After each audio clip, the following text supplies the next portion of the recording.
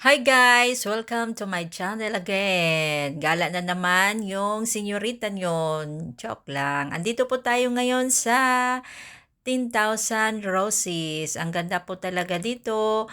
At mas lalo pa talagang gaganda kapag pumunta ka dito. Kung sakaling pupunta ka, gabi ka talaga dapat na pupunta dito. Kasi mas makikita mo yung tunay na ganda at yung mga pailaw dyan sa roses na yan. Ang enjoy nga namin dito.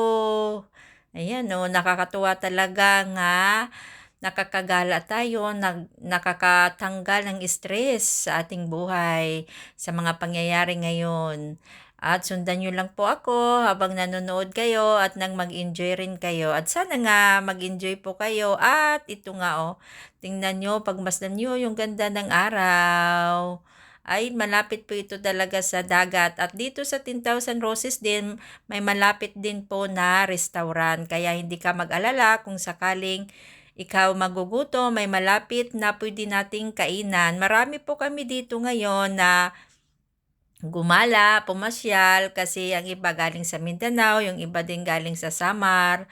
Kaya dito naisipan na makagala. Sana kasing taas ng lipad ng eroplano na maabot natin yung ating mga pangarap. Maraming salamat po sa patuloy na suporta at sa susunod pa na mga vlog ko.